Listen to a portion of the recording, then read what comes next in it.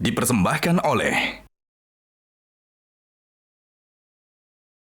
Di dunia seluruhnya mengakui bahwa kebesaran Muhammad dalam menaklukkan dunia sudah diawali di Madinah Munawwarah. Nah, kami ini umat Islam sudah tidak sabar.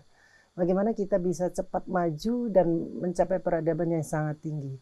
Bagaimana cara kita umat Islam ini lebih cepat lagi memahami sirah Rasulullah, perjalanan beliau. Ini satu-satunya yang manggil saya Mas.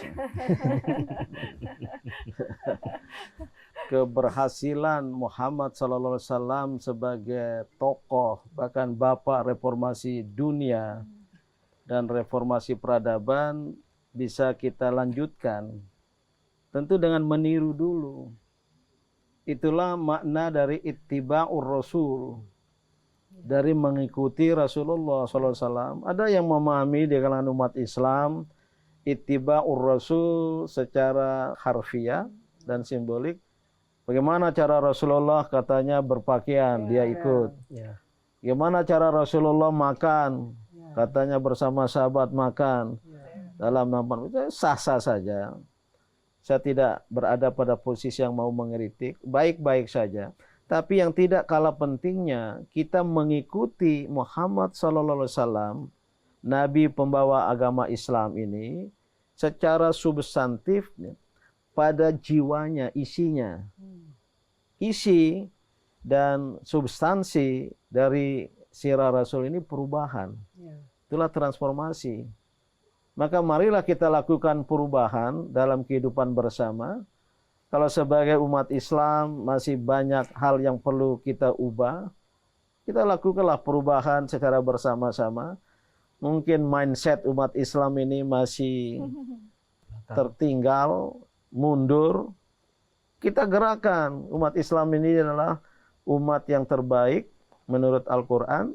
Dan oleh karena itu harus Islam itu membawa kepada kemajuan. Islam yang membawa kepada kemajuan. Itulah Islam berkemajuan. Ya.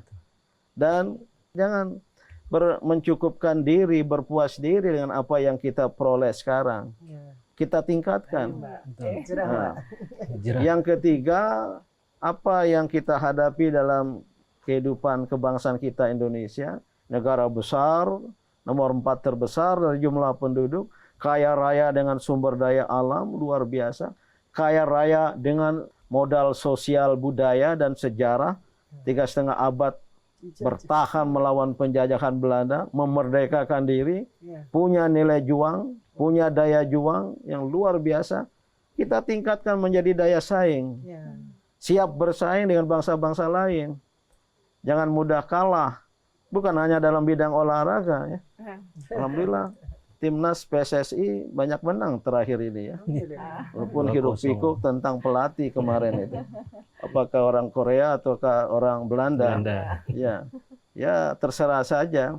Tapi jangan mau kalah. Masa 11 pemain dari 275 juta penduduk Indonesia nggak ada yang pintar main bola gitu. Tapi di situ bukan hanya teknik permainan, tapi semangat. Coba kalah baru 15 menit, saya harus menambah, harus membuahkan gol ya pada sisa menit. Jadi pemenang. Ini daya saing. Kalau orang lain berprestasi dalam bidang ilmu pengetahuan, anak-anak bangsa, anak-anak umat, ya, jangan kalah. Dari apa yang kita sebut di sini lembah peradaban, Olat Utuk, gunung di belakang kita, kampus pesantren modern internasional di Amalela, kita rancang, kita mimpikan untuk menjadi ilmuwan muslim masa depan, untuk merebut peradaban. Ini adalah semangat kita meniru Rasulullah SAW. Kalau Nabi Muhammad SAW pada usia muda menjadi wira swastawan, lintas negara.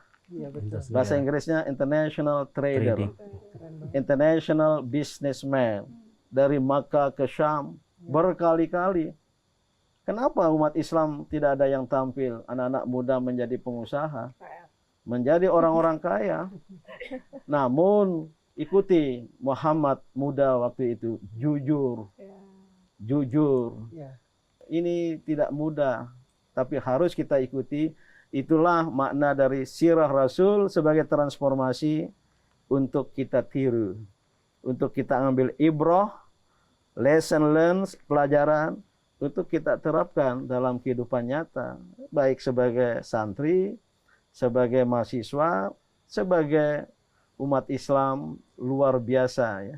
Sirah Rasul itu padat, penuh isi, padat isi dengan nilai-nilai keutamaan untuk perubahan dalam kehidupan dari keadaan yang tidak baik menjadi baik.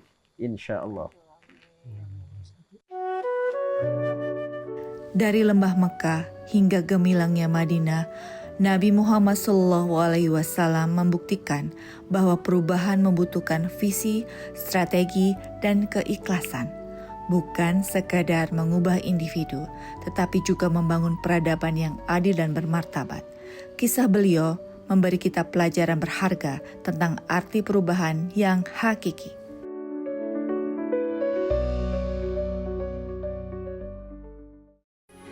Metro TV.